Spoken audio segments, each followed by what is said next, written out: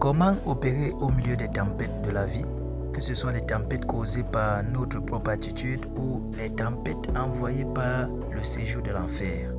Dans cette vidéo, le pasteur nous donne plus de lumière là-dessus. N'oubliez pas de vous abonner à la chaîne, d'activer la cloche de notification. Que le Seigneur vous bénisse. Que le Seigneur vous bénisse. Bon visionnage.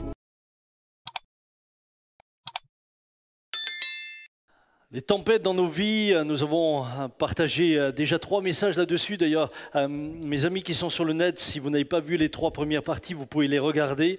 Ce matin, je voudrais plus spécifiquement aborder le thème de la responsabilité personnelle dans nos tempêtes.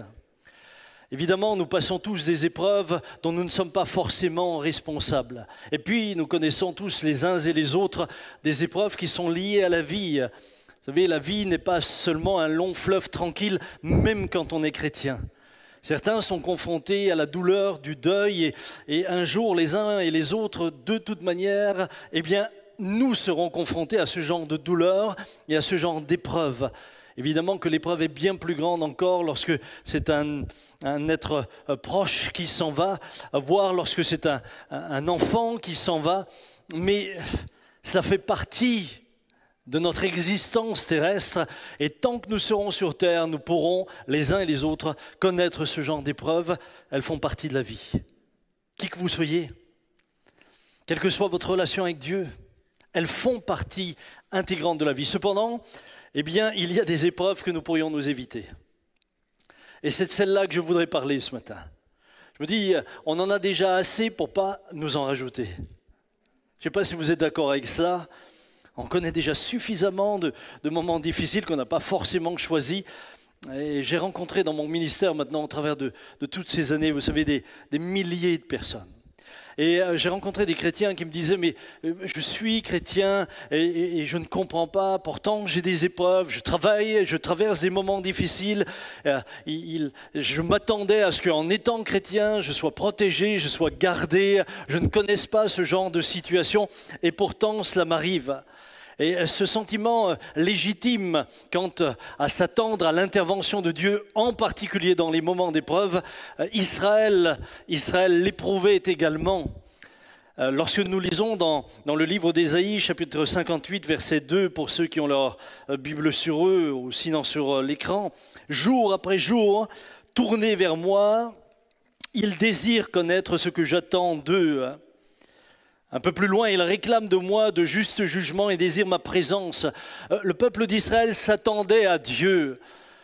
Et s'attendait à son secours, son aide, à ce qu'il lui parle. Mais voyez-vous, alors que le peuple était dans une attente, entre guillemets, qui semblait légitime parce qu'ils étaient le peuple de Dieu, comme vous et moi, et vous, chers amis, sur le net, vous pouvez être dans une attente légitime. Dieu va donner juste une précision. Lorsqu'il parle au travers du prophète Ésaïe, il dit « On dirait une nation qui agit comme il faut et qui n'abandonne pas le droit proclamé par son Dieu. » En d'autres mots, Dieu est en train de dire « Ils prétendent à quelque chose auquel ils n'ont pas accès au vu de leur attitude, au vu de leur comportement. Ils sont responsables de cette situation. »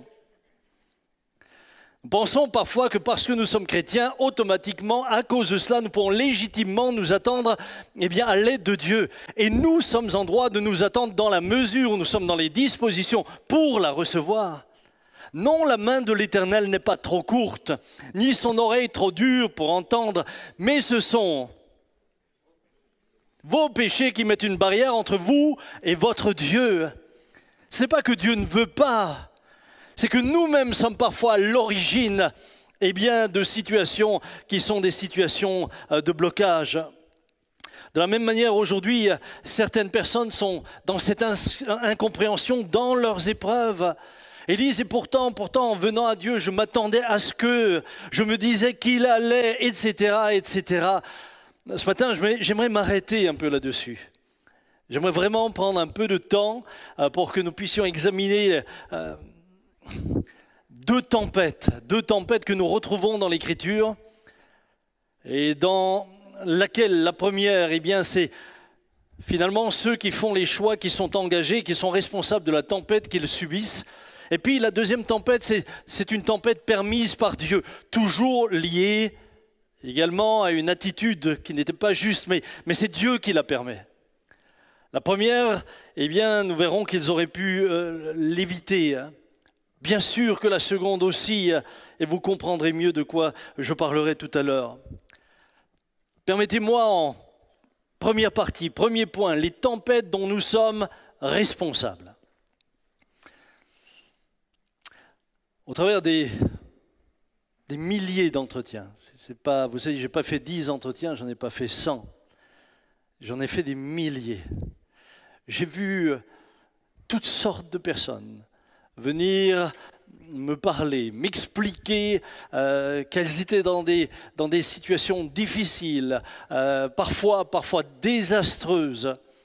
Et pendant qu'elles m'expliquaient leur situation, évidemment, elles m'expliquaient aussi pourquoi elles étaient dans cette souffrance, pourquoi elles étaient dans cette tempête. Alors, pour les unes, c'était à cause de leur mari, les autres, c'est à cause de leur épouse, les autres, c'est la belle-mère.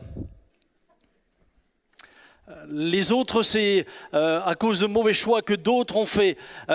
Les autres, c'est leur patron, les autres, c'est l'église, les autres, c'est le pasteur, etc., etc.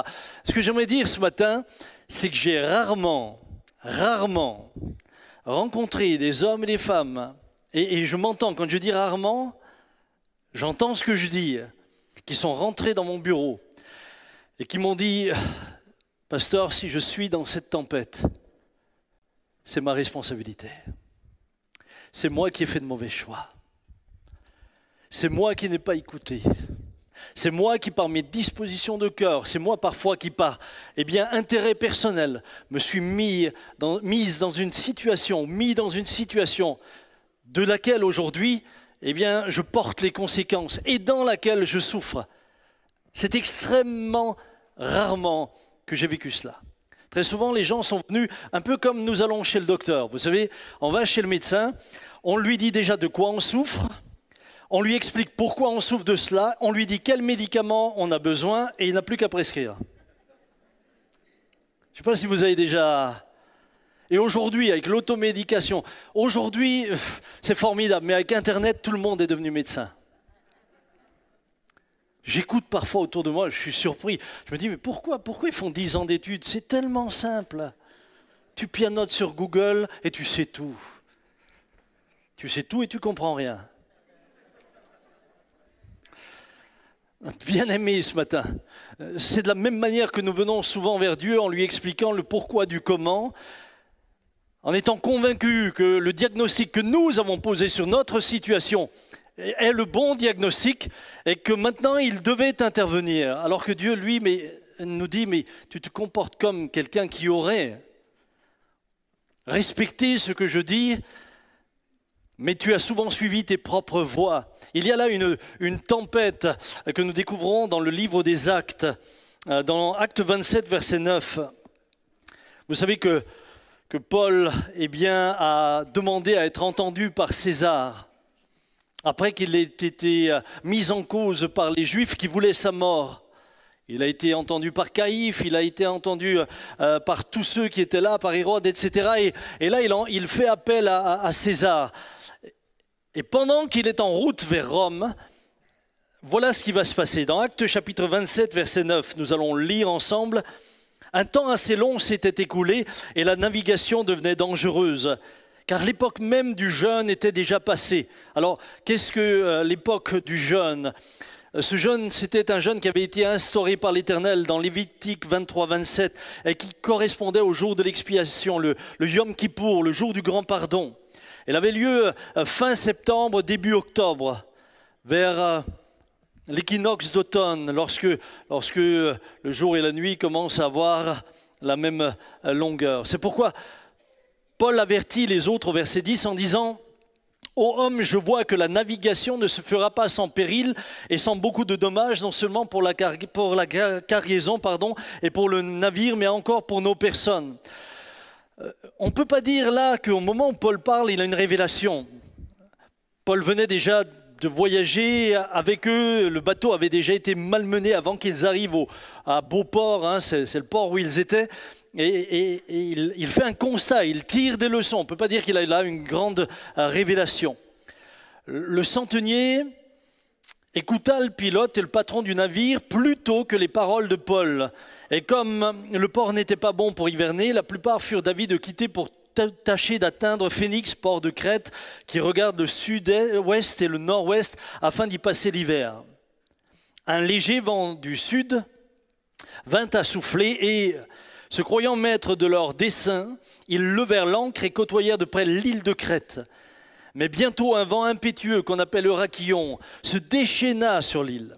Le navire fut entraîné sans pouvoir lutter contre le vent et nous nous laissâmes aller à la dérive. Voilà des hommes, voilà un équipage, voilà finalement des prisonniers qui vont se retrouver dans une tempête. Tempête qu'ils auraient pu éviter, non pas la tempête elle-même, mais la situation. Paul avait averti, Paul avait parlé. Le centenier Julius, duquel il est question, et qui d'ailleurs avait de la sympathie pour Paul, ne va pas l'écouter. Alors je peux comprendre le centenier. Sincèrement, je me mets à sa place. D'abord, Paul est là en tant que prisonnier. Ce n'est pas un marin aguerri. C'est pas parce qu'on a été élevé au pied de Gamaliel que tout d'un coup on s'y connaît en marine. Donc il écoute le pilote. Le pilote, lui, évidemment, il a aussi intérêt à ne pas rester dans ce port parce qu'il est dit que le port n'était pas bon pour passer l'hiver. Le pilote a envie de continuer. Il a toutes les raisons de continuer. Et puis le patron du bateau, eh bien écoutez, tout patron qui possède un bateau veut une chose, c'est arriver au port pour pouvoir décharger sa marchandise, pour pouvoir faire ses affaires, après avoir fait le business, repartir. Les affaires sont les affaires. Et même quand parfois la situation est difficile, il faut faire rentrer de l'argent, il faut payer l'équipage, il faut rembourser le bateau et tout ce que vous voulez. Il y a donc là, finalement, de la part de ceux qui font le choix, un semblant de bon sens puisque le centenier écoute un professionnel qui est le pilote. Le pilote lui-même est motivé par quelque chose de plus ou moins juste puisqu'il cherche un port qui soit meilleur pour passer l'hiver. Et puis on a le patron qui lui a tout intérêt à ce qu'on se dépêche pour arriver jusqu'à Rome puisque c'est là-bas qu'on allait faire les affaires. Et voyez-vous, il est précisé qu'un léger vent du sud vint à souffler et se croyant maître de leur dessein. Vous savez, parfois lorsqu'on prend de mauvaises décisions, il semble à un moment donné que tout se présente bien et va dans le bon sens. Faites attention quand tout semble favorable. Non pas qu'il faille constamment que le vent soit contraire, mais parfois on prend de mauvaises décisions et tout semble favorable, c'est-à-dire que tout semble nous encourager dans le sens de la décision que l'on prend. Se sentant maître, ils se sentent maîtres de la situation. Ils décident de partir. Pourtant, Paul les avait avertis. Et voyez-vous, je crois que si Paul les a avertis, vous savez comme moi que Paul était un érudit. Paul était un homme extrêmement intelligent. Paul, bien sûr, avait certainement également des notions sur la navigation. Et Paul ne va pas tirer par hasard son conseil. Il ne va pas dire les choses à la légère. Les anciens déterminaient à cette époque-là que la navigation était dangereuse du 14 septembre au 11 novembre. Ça, c'est les anciens. Et ça, Paul devait le savoir. 14 septembre à 11 novembre, la navigation était dangereuse. Et après le 11 novembre, on ne naviguait plus. Parce qu'on savait qu'après, c'était extrêmement périlleux. Donc, on s'arrêtait pour l'hiver. Paul savait certainement cela.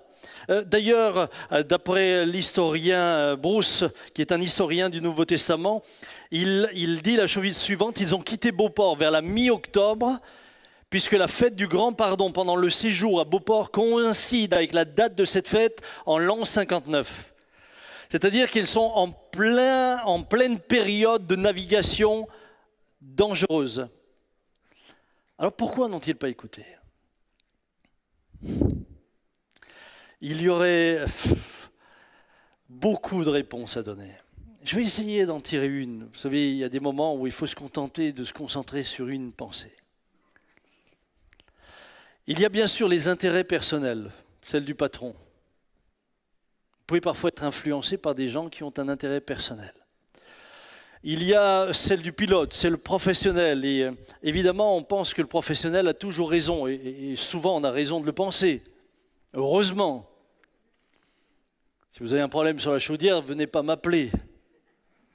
Si vous avez mal aux dents, bon, j'ai une pince à la maison, mais c'est pas moi qui suis... Donc, naturellement, on se confie aux spécialistes. Mais il y a une raison certainement majeure pour laquelle ils n'ont pas écouté. C'est que finalement, Paul ne représentait pas une autorité pour parler dans ce cadre-là.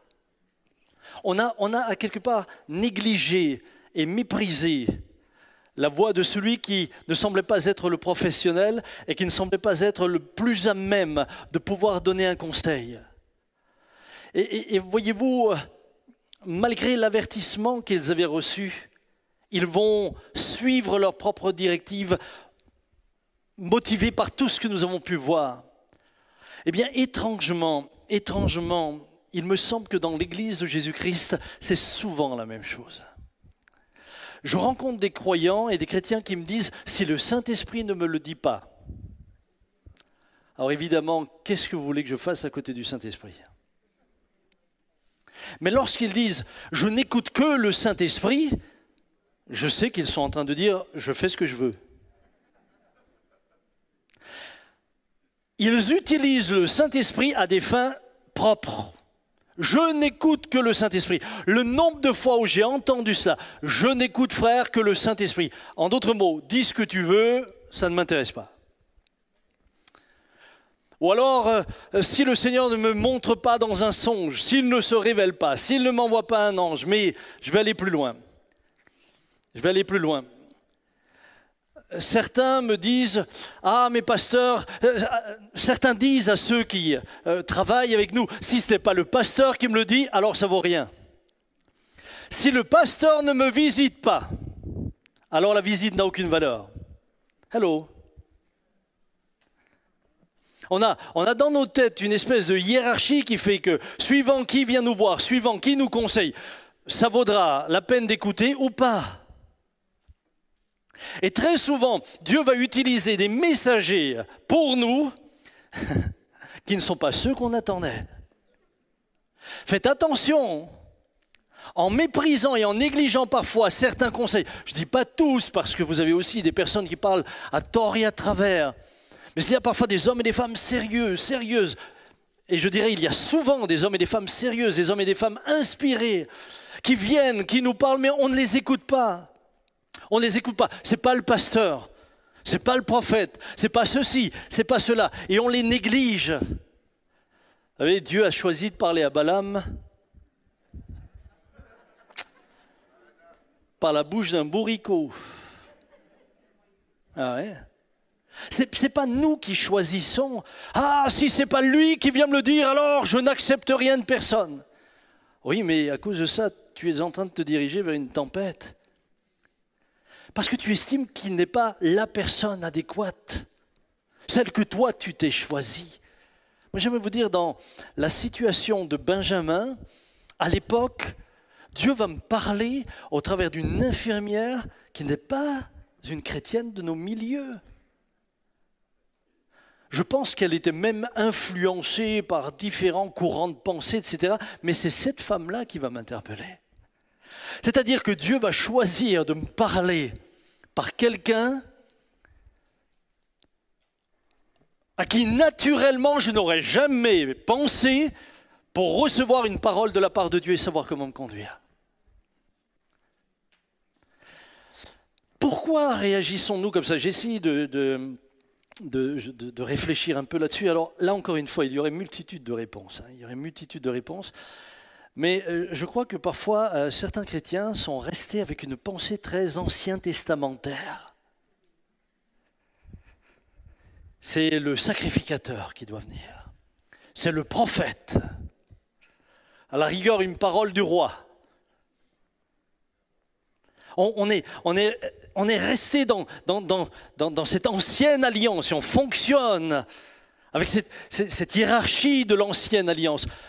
Pire, dans notre pays, et je le dis avec beaucoup de respect, puisque nous avons des amis catholiques qui nous suivent tous les dimanches matins, je le dis donc avec beaucoup de respect, notre pays, la France, qui est, selon le dire de certains, la fille aînée de l'Église, eh bien, nous avons été marqués par le catholicisme, où finalement le prêtre a la mission de rendre présent le Christ parmi les personnes. Lorsque l'évêque lui impose les mains au moment de sa consécration, on dit que la présence de Dieu vient sur le prêtre et c'est le prêtre qui est responsable d'emmener la présence de Dieu au milieu des personnes. Donc il a là une autorité qui, par exemple, fait de lui le seul qui puisse offrir, entre guillemets, le sacrifice de la messe. C'est au moment où il présente le pain que le pain devient vraiment, selon la théologie catholique, le corps de Christ, ce que nous ne croyons pas. Nous croyons que le pain représente le corps, mais il ne devient pas le corps. C'est au moment où il présente le vin que ce vin devient le sang. Par l'autorité qui lui a été conférée. Et on retrouve là une forme de sacrificature comme dans l'Ancien Testament où le sacrificateur est l'intermédiaire entre Dieu et les hommes. Et donc à partir de ce moment-là, eh bien, il y a une autorité spirituelle qui lui est conférée qui amène les hommes et les femmes à considérer que si ce n'est pas lui qui vient, si ce n'est pas lui qui entend la confession, il est le seul à pouvoir accorder le pardon. Si ce n'est pas lui qui entend la confession, si ce n'est pas lui qui fait l'acte, si ce n'est pas lui qui fait l'extrême onction, eh bien personne ne peut le faire. Bien-aimés, j'aimerais ce matin nous rappeler que cette image du prêtre et de son autorité exclusive, de son rôle, resterait ancrée dans le cœur de beaucoup de personnes. Et en fait, ils ont reporté ça sur le pasteur. Hello. Finalement, le pasteur est devenu ce prêtre qui a cette seule autorité. Et si ce n'est pas lui qui vient, si ce n'est pas lui qui me visite, ça n'a aucune valeur. Alors, juste entre guillemets, je pense que certains pasteurs en usent et en abusent. Et je sais que ça ne va pas m'attirer que la sympathie, mais j'ai l'habitude. Je disais l'autre jour à quelqu'un, mes parents n'auraient pas dû m'appeler Samuel, mais poil à gratter. Parce que je dérange souvent. C'est comme ça.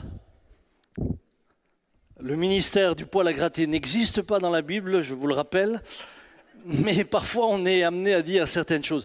Je crois que parfois, et dans nos milieux évangéliques, et je m'adresse à mes amis internautes, eh bien, je rencontre parfois des pasteurs qui ont cette espèce de stature où tout d'un coup, on ne sait plus si on a affaire à un berger qui prend soin des brebis ou à une star qui arrive.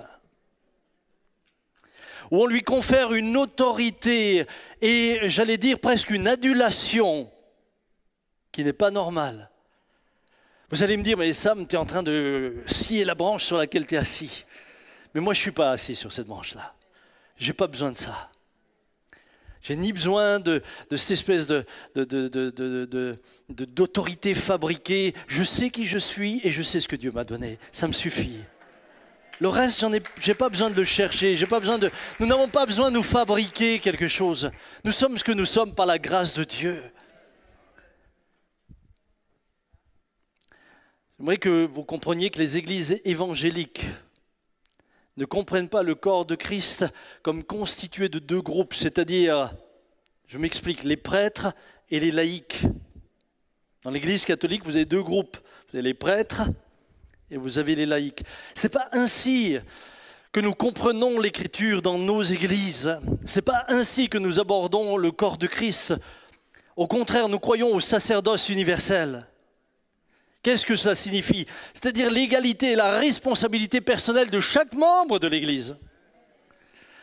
Pourquoi est-ce que je dis cela? Regardez ce que dit l'Écriture, Apocalypse 1,5. À celui qui nous aime, qui nous a délivrés de nos péchés par son sang, et qui a fait de nous un royaume des sacrificateurs pour Dieu son Père, à lui la gloire et le pouvoir au siècle des siècles. Amen. Nous sommes un peuple de sacrificateurs. Regarde ton voisin, ta voisine, et dis-lui de manière filtrée, tu es sacrificateur. Tu es sacrificateur. Les chefs de famille, vous êtes des sacrificateurs dans vos maisons. Mes sœurs, vous êtes des sacrificateurs. Nous sommes un peuple de sacrificateurs. 1 Pierre 2, verset 5. Approchez-vous du Seigneur, la pierre vivante, verset 4. Approchez-vous du Seigneur, la pierre vivante, rejetée par les hommes, mais choisie et jugée précieuse par Dieu. Prenez place, vous aussi, comme des pierres vivantes, dans la construction du temple spirituel. Vous y formerez un groupe de prêtres consacrés à Dieu. Vous lui offrirez des sacrifices spirituels qui lui seront agréables par Jésus-Christ. Ne sommes-nous pas appelés, chacun d'entre nous, à porter un sacrifice de louange à l'Éternel? Nous sommes un peuple de sacrificateurs. Nous ne sommes plus dans cette sacrificature de l'ancienne alliance. Frères et sœurs, nous sommes sacrificateurs avec Christ et nous le servons ensemble. Bien sûr que les 5 ministères ont été donnés à l'Église pour son édification. Éphésiens 4, il est dit que les 5 ministères sont un don à l'Église, un cadeau à l'Église, pour son édification.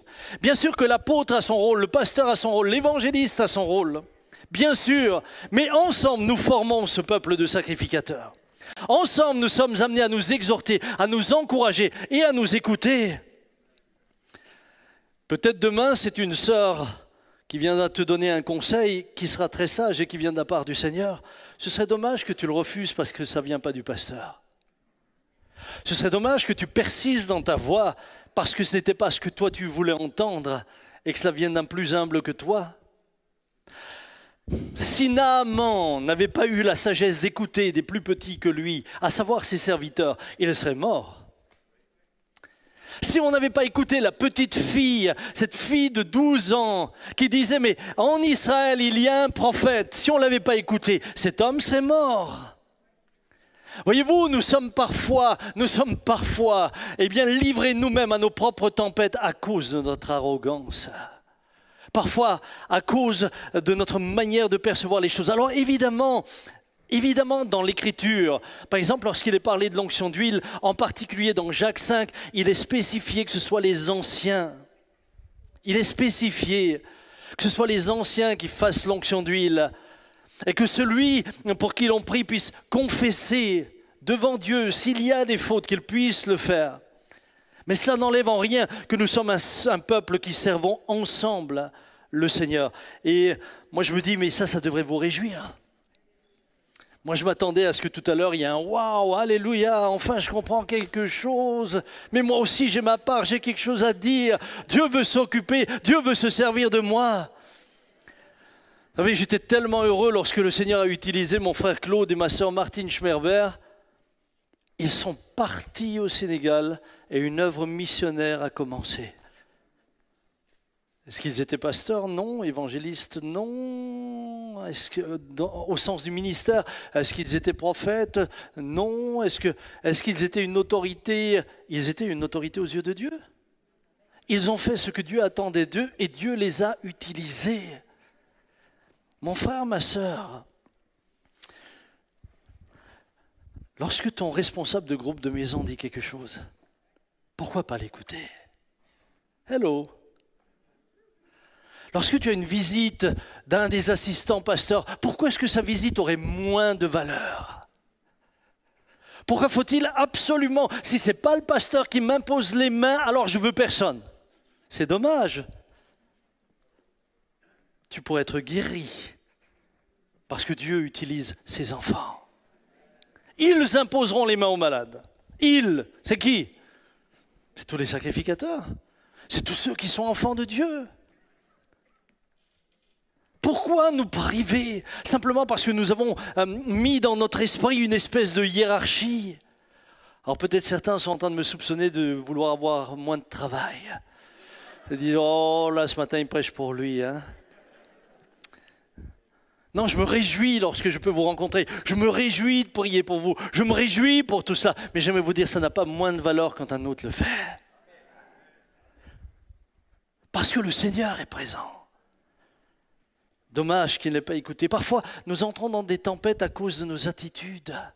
Nos attitudes. Nous avons parfois de mauvaises attitudes. Ce matin, j'étais tellement heureux d'entendre mon frère venir au micro nous parler de Agar.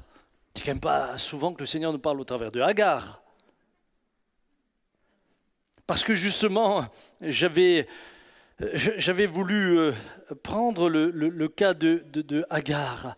Voyez-vous, Agar, la servante égyptienne, dans Genèse 16, 4, vous connaissez ce passage où il est dit « Abraham passa la nuit avec Agar, qui devint enceinte. Quand elle sut qu'elle attendait un enfant, elle regarda sa maîtresse avec mépris. » Voilà une attitude qui va amener Agar dans une tempête. En d'autres termes, sa tempête, ça va être Sarai. Sarai va la prendre en grippe parce qu'elle se rend compte que maintenant elle est méprisée. Et le résultat des courses, c'est que Agar va se retrouver chassée. Elle va devoir fuir. Fuir à cause de l'attitude, fuir à cause de Sarai qui est en colère. Mais cette colère, c'est elle qui l'a engendrée. Et voyez-vous, je vais aller plus loin. À la rigueur, je ne vais pas vous dire je comprends Agar, mais essayez de vous mettre à sa place. Mesdames, mes sœurs, vous le mesurez plus encore que moi. D'abord, vous êtes esclaves. D'abord, vous êtes esclaves. La position d'esclave n'était, franchement, c'est pas ce qu'on espère le plus. Mais maintenant, voilà que votre patron et votre patronne ont un problème. Ils ne peuvent pas avoir d'enfants. Mais la loi mésopotamienne, en ce temps-là, disait que si un couple ne peut pas avoir d'enfants et qu'il a une esclave, ils peuvent choisir l'esclave. Mes sœurs, est-ce que vous vous rendez compte de ce que ça représente?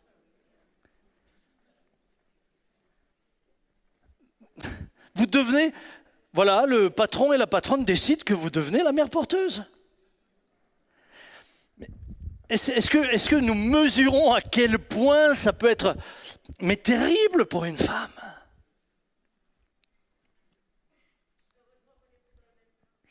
Heureusement qu'on n'est plus dans le même cas, oui. De toute façon, moi avec Dominique, ça ne me serait jamais arrivé. Elle ne m'aurait jamais envoyé vers Agar. Alors à ce côté-là, j'étais protégé. Mais je me mets, moi, à la place de cette femme. Waouh, t'as rien à dire. T'as rien à dire. On dit juste, ce soir, tu dors avec le maître. Tu n'es pas amoureuse de lui. Sa beauté, il avait dans les 70, 75 ans. Mais mes sœurs, est-ce que vous imaginez à quel point ça peut être intérieurement, ça doit être, enfin je ne sais pas moi, c'est terrible. Et de là peut naître de l'amertume. Même, vous allez me dire, oui, mais dans la culture de l'époque, ça se faisait, etc. Mais pardonnez-moi, mais une femme reste une femme avec son identité, avec son honneur, avec son... à l'époque, dans la culture, etc. Ouais, ça reste difficile. Ça reste difficile. Et voilà que Agar a l'occasion d'une revanche. Voilà qu'elle est enceinte. Voilà que tout d'un coup, elle peut redresser sa tête et regarder sa maîtresse en l'humiliant quelque peu, avec mépris. Moi, je suis capable de faire des enfants, toi pas. Et voilà tout d'un coup que les équilibres changent. Et voilà que certainement, amère qu'elle était de finalement de cette vie qu'elle vivait, mais qu'elle n'avait pas forcément imaginé ou rêvé. Elle fait ressentir ça à sa maîtresse. Résultat des courses, sa maîtresse commence à la prendre en grippe jusqu'à ce qu'elle se retrouve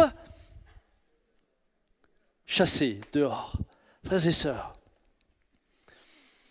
avec toutes les raisons qu'on pourrait donner à Agar, avec tout ce qu'on pourrait juger, avec tout ce qu'on peut comprendre, en disant mais moi je comprends cette femme. Son attitude n'était pas juste. Son attitude n'était pas juste. Combien de fois avons-nous eu des attitudes qui n'ont pas été justes et nous avons engendré nous-mêmes des difficultés et des tempêtes qui nous ont suivis, où nous avons été malheureusement ensuite en difficulté. J'ai vu des personnes qui ont perdu leur travail, mais ils l'ont perdu pas parce que c'était un licenciement économique, pas parce que il n'y avait plus de travail, mais à cause de leur attitude. Et parfois des chrétiens. J'ai parfois l'impression que certains sont nés en protestants.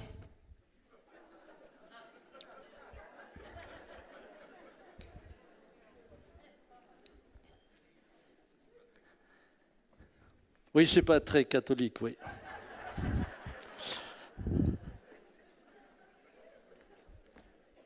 Et c'est leur arrogance, c'est leur attitude, c'est leur irrespect, etc., qui les emmène ensuite à se retrouver dans des difficultés. Mais pas seulement eux, mais leur famille. Alors ils en veulent au monde entier, ils en veulent au patron, ils en veulent finalement à l'entreprise, ils en veulent... Mais c'est ton attitude. C'est ton attitude. Combien de mauvais choix? Voyez-vous, le problème, c'est que quand nous faisons des mauvais choix, ça a des conséquences sur nos vies, mais pas seulement. Les mauvais choix qu'ont fait le centenier, le pilote et le patron du bateau, ça a eu des conséquences sur tout le monde. Sur Paul, mais sur tous les autres prisonniers, sur les marins qui étaient là.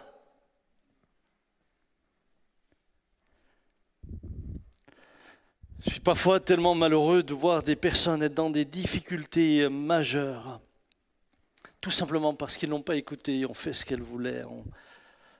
Vous savez, évidemment, j'ai beaucoup d'exemples en mémoire au travers de tant d'années, des personnes à qui on a dit, mais ne te marie pas avec cette personne, ne le fais pas. Ah non, j'en ai assez d'attendre. J'ai dit, mais tu vois, l'Écriture dit que si tu le fais, tu vas te mettre sous un joug étranger. Ne le fais pas. Ah non, moi je ne veux plus attendre, c'est fini. Et puis, quelque temps plus tard, vous les revoyez. J'ai vu des jeunes gens à qui on a donné le conseil, parce que finalement, ce n'est pas nous qui marions. Est-ce que vous comprenez ça? C'est vous qui vous mariez. C'est vous qui faites alliance. Nous, on prie. Nous, on bénit. Mais pour que ça puisse être béni, il faut que ce soit bénissable. Je me souviens de ce jeune homme à qui on avait dit, non, ne le fais pas. Ah, moi, j'en ai assez, je fais ce que je veux, etc. Oh, ok. 3 mois après, il était divorcé. Des couples à qui on a dit, mais attendez encore, éprouvez-vous, prenez du temps, ne vous précipitez pas. Non, on est sûr, le Saint-Esprit nous a parlé. Évidemment, une fois que le Saint-Esprit a parlé, moi je me tais. Et puis, manifestement, ce n'était pas forcément le Saint-Esprit qui a parlé, c'était les hormones. Vous faites la différence entre les hormones et le Saint-Esprit ? Ah, on s'est marié pour être en règle, là.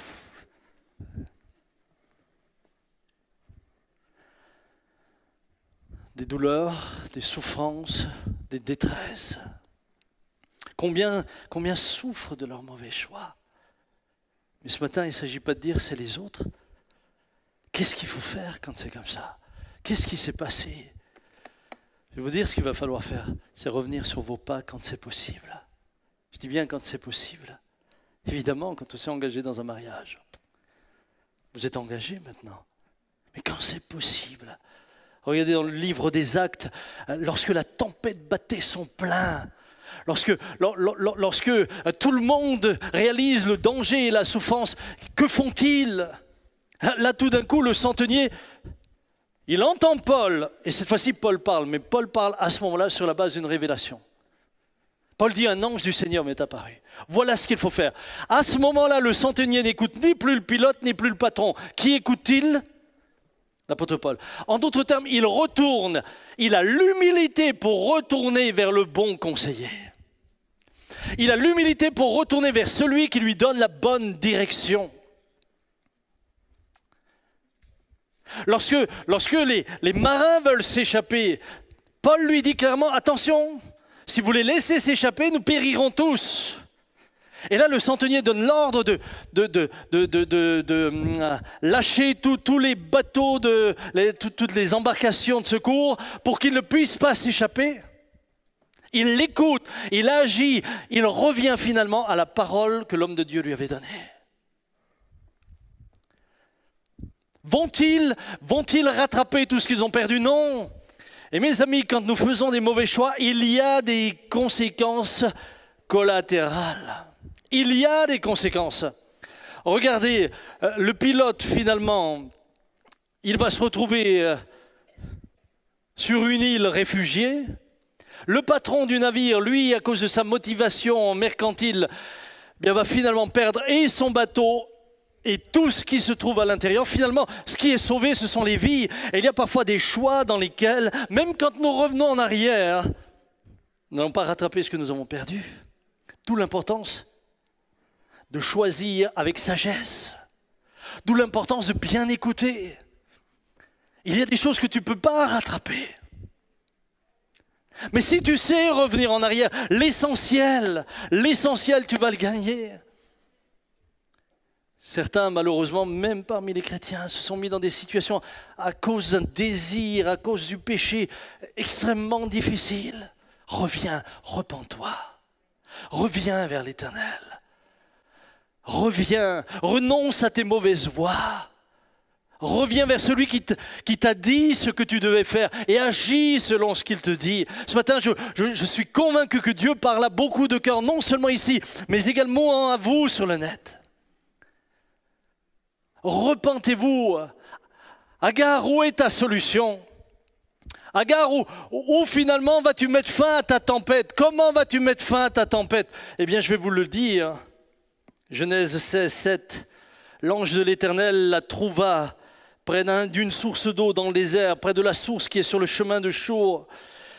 Il dit à Agar, servante de Sarai, d'où viens-tu et où vas-tu? Elle répondit, j'ai pris la fuite loin de Sarai, ma maîtresse. Et voilà ce que l'ange lui dit. Retourne chez ta maîtresse et humilie-toi auprès d'elle.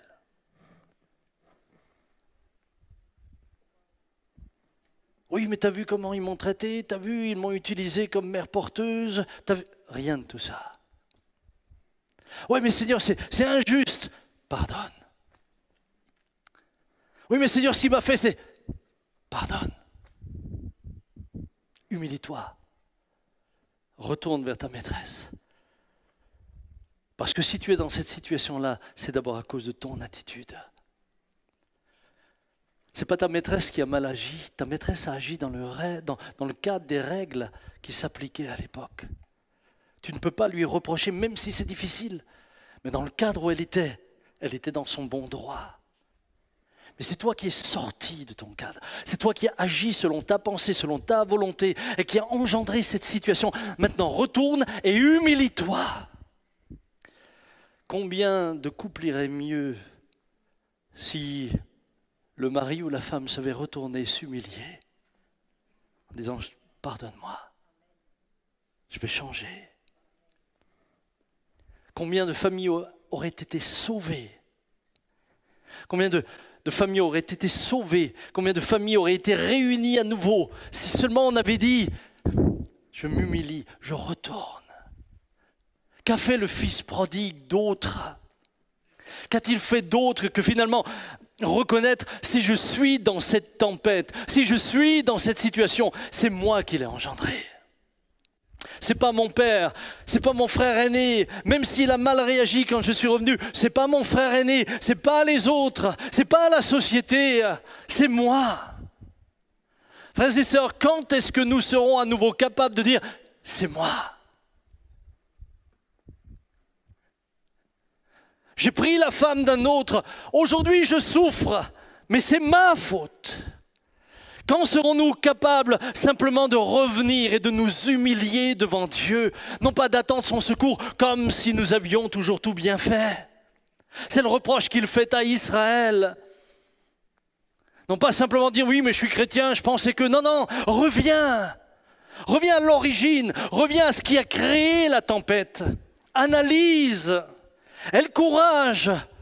Aie le courage de regarder, aie le courage de te remettre en question, aie le courage de dire non, même si tout ce temps-là je me suis justifié, je dois reconnaître que j'ai ma responsabilité. Retourne chez ta maîtresse. Je vais vous dire pourquoi il faut retourner. Parce que c'est là-bas que t'attend la promesse. C'est là-bas que tu as rendez-vous avec ta destinée. Dieu avait par l'ange donné des promesses à Agar. Il lui avait aussi dit que sa descendance serait nombreuse. Il lui avait aussi donné des promesses pour son peuple. Celui qui sortirait de son sein, même s'il n'était pas Isaac, celui qui avait été choisi par Dieu. Mais Dieu n'abandonne pas Agar. Et c'est ce qui me touche profondément. Dieu ne t'a pas oublié. Tu as fauté, mais Dieu va te chercher là où tu es. Agar, que fais-tu? Dieu va te chercher là où tu es. Tu as pris de mauvaises décisions. Tu as pris de mauvais chemins. Aujourd'hui, tu es dans la détresse, mais Dieu ne t'a pas oublié. J'aimerais te le dire ce matin, Dieu ne t'a pas oublié. Il n'a pas oublié Agar. Il lui envoie un ange. Il ne l'a pas oublié. Il n'a pas oublié la situation de Paul sur ce bateau. Il ne l'a pas oublié. Il lui envoie un ange pour dire à tout cet équipage ce qu'il fallait faire pour être sauvé. Vous avez mal agi, vous vous êtes mal orienté, vous n'avez pas écouté, vous êtes dans la détresse aujourd'hui. Repentez-vous, revenez, Dieu vous donne rendez-vous là-bas. Et vous allez reprendre votre chemin. Et vous allez vous relever. Et Dieu va relever vos têtes. Mais si vous persévérez, si vous persistez dans la pensée que Dieu va céder à ce que vous lui imposez, alors j'aimerais vous dire que comme le peuple d'Israël, il vous résistera. Il vous résistera jusqu'à ce que vous retrouverez le chemin de la repentance. Dieu vous donne rendez-vous.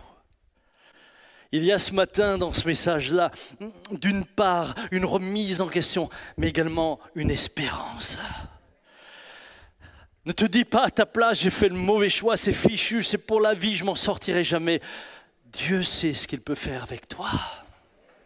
Dieu sait comment il va te relever. Dieu sait si tu reviens, si tu t'humilies, si tu as cette sagesse de revenir, si comme Agar tu retournes chez ta maîtresse, même si par la suite ça n'a pas été facile. Mais lui saura faire ce qu'il t'a promis. Ce matin, frères et sœurs, j'aimerais m'adresser à tous ceux aujourd'hui qui souffrent et qui savent qu'ils ont fait des mauvais choix. En terminant et en disant, mais ne persévérez pas, reconnaissez. Vous ne pouvez pas savoir ce qu'il est bon de venir à l'Éternel et de se repentir. Ce qu'il est beau d'être libéré. Vous sortirez de vos tempêtes et vous en sortirez plus fort. Et vous en sortirez plus humble. Et vous en sortirez plus à l'écoute. Et tout d'un coup, vous apprendrez à considérer également les autres. Mon frère, ma sœur,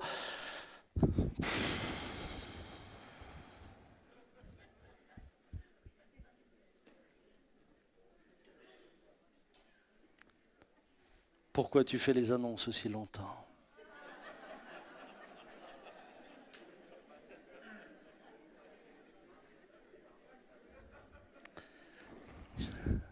Écoutez, je vais m'arrêter là. Je ne vais pas prendre le deuxième point. Je vais m'arrêter là. Mais je vais m'arrêter là aussi parce que je crois que Dieu a déjà parlé. Il y a bien sûr la deuxième tempête sur laquelle nous aurions pu encore nous arrêter, cette tempête que Dieu permet. Mais nous allons nous arrêter là. J'aimerais nous inviter à fermer nos yeux, simplement pendant que les musiciens viennent ce matin.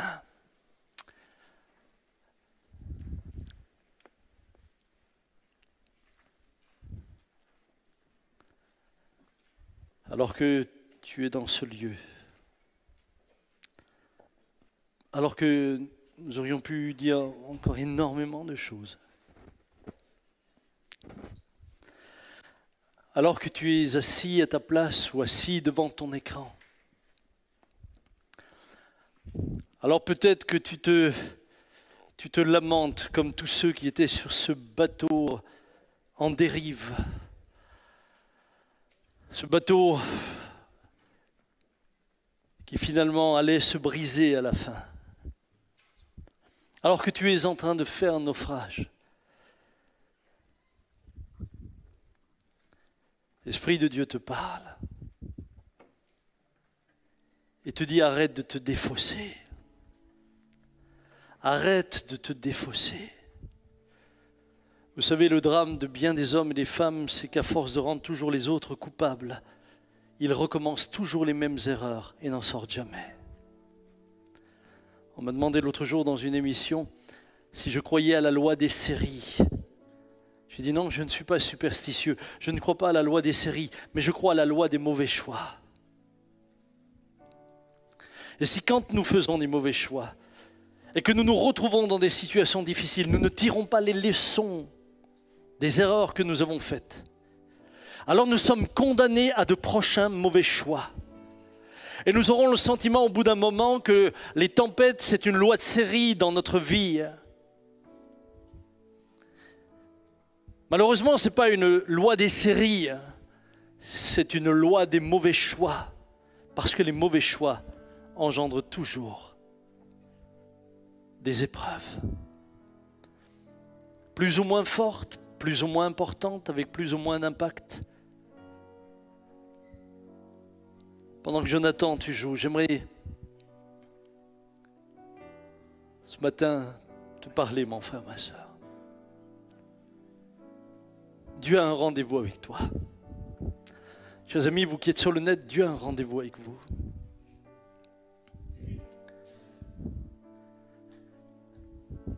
Et Dieu te dit comme Agar, retourne vers ta maîtresse. Retourne là à la genèse de ce qui a produit cet événement. Je ne sais pas quelle est ta situation, mais Dieu te dit retourne là, à la genèse, et humilie-toi. Ne me dis pas, mais tu comprends, oh Dieu, ceci, cela, c'est injuste. Dieu est en train de te dire, j'attends de toi l'attitude d'un sacrificateur, d'un homme de Dieu qui ne cherche pas son avantage. D'un homme comme Abraham qui était capable, pour maintenir la paix avec son neveu Lot, lui qui était l'ancien, lui qui était le chef, capable de dire, je renonce au choix, je te laisse choisir. Si tu vas à droite, j'irai à gauche. Si tu vas à gauche, j'irai à droite. Il n'a pas dit, c'est moi Abraham, c'est moi le chef, c'est moi. Abraham, un homme de Dieu, sa préoccupation, c'est qu'il y ait la paix entre nous. Ce matin, je vous en supplie, osez écouter, osez retourner vers celui que vous avez méprisé, osez écouter. Revenez vers l'Éternel qui vous attend, revenez vers lui. Au-delà de ce matin, au-delà maintenant de Sarai, la maîtresse vers laquelle Agar devait retourner. Au-delà de Paul, vers lequel le centenier, le pilote, le patron du bateau devait retourner pour écouter. Ce matin, au-delà de tout cela, c'est vers l'Éternel que je te rappelle. Reviens à l'Éternel. Tu n'as peut-être pas méprisé la parole de Paul, mais la parole de Dieu. Tu as peut-être eu une attitude arrogante, non pas envers Sarai, mais envers l'Éternel. Tu as fait ce que tu voulais. Aujourd'hui, tu cries, viens me secourir, viens me secourir. Il veut le faire, mais repens-toi. Pendant que nos yeux sont fermés, j'aimerais que le clavier joue simplement tel que je suis, je viens à toi. J'aimerais prier pour ces hommes et ces femmes qui ce matin disent, Seigneur, j'ai ma part.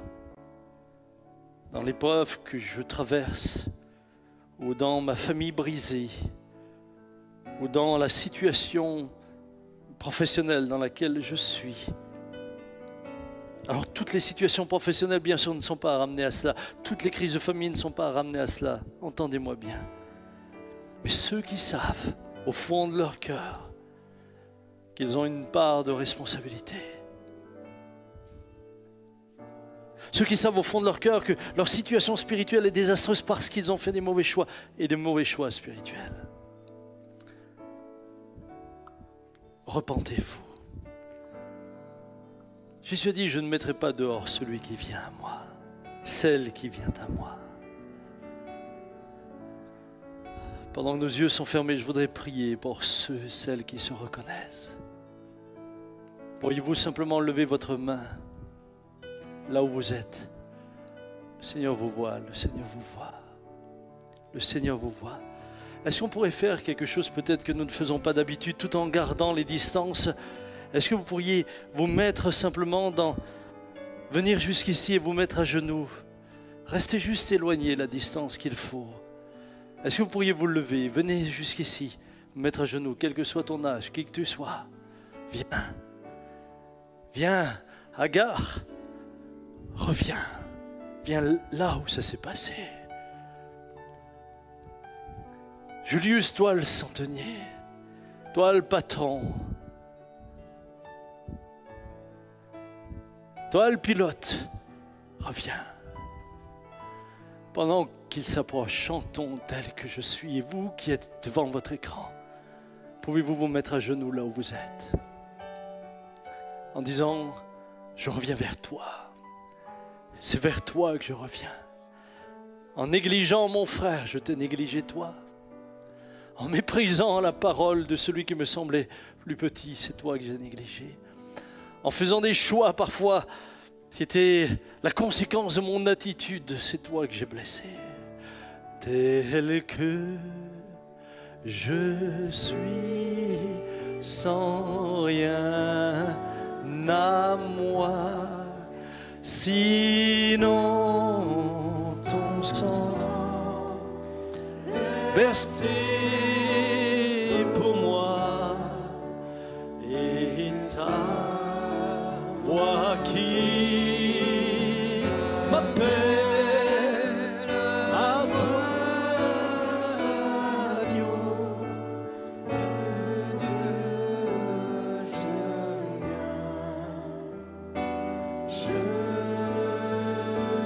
viens tel que je suis. Tel que je suis, ton patient,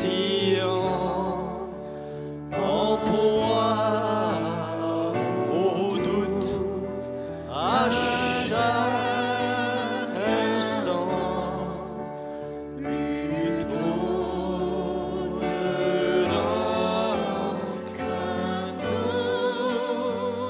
dedans.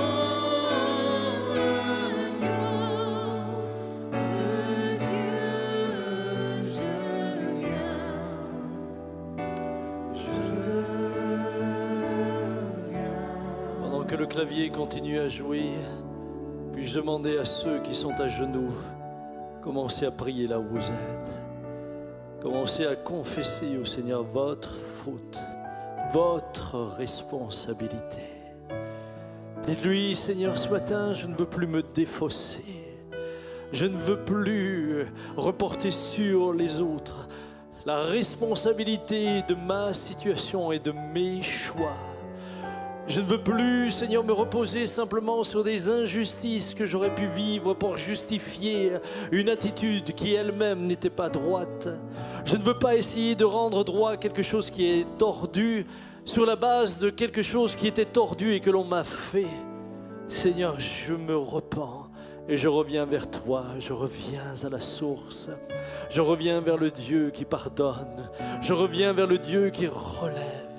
Agar, tu as rendez-vous avec ta destinée, mais c'est près de chez Sarai.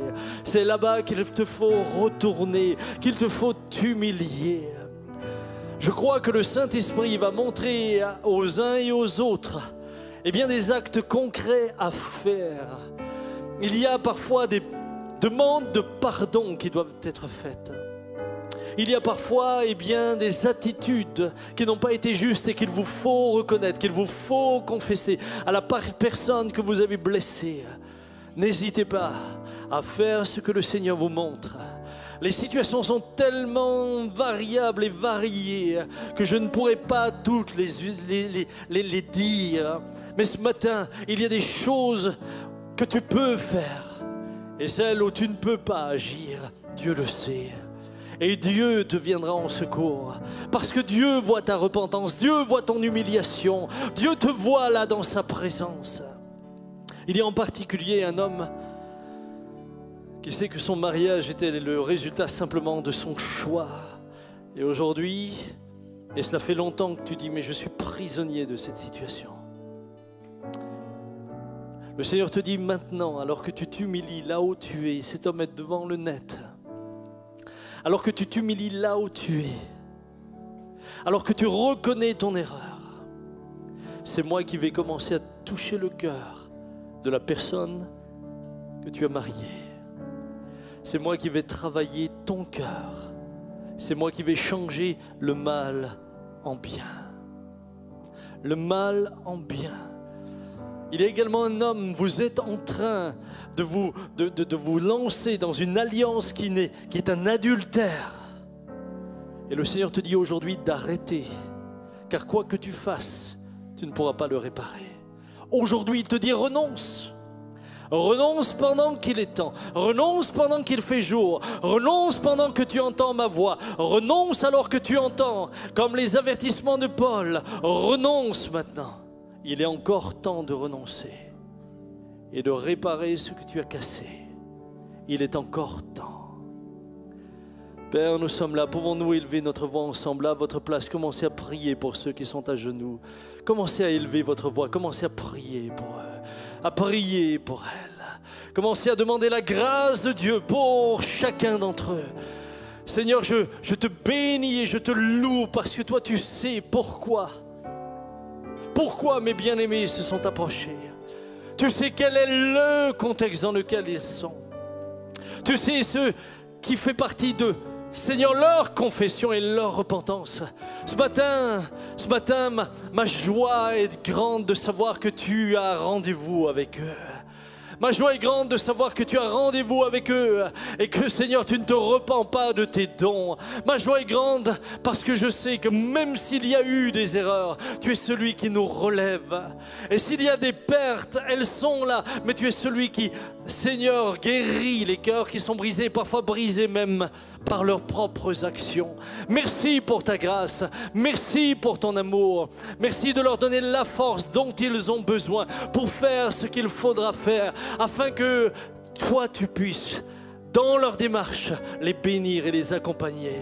Que ton nom soit béni, que ton nom soit glorifié. Seigneur, redonne-leur la joie, redonne-leur la paix et permets, Seigneur, à leur tempête de s'arrêter.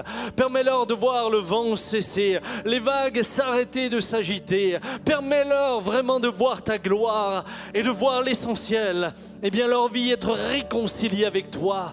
Seigneur, les voir être réconciliés avec toi, le Très-Haut. Que ton nom soit béni et glorifié dès maintenant et à jamais.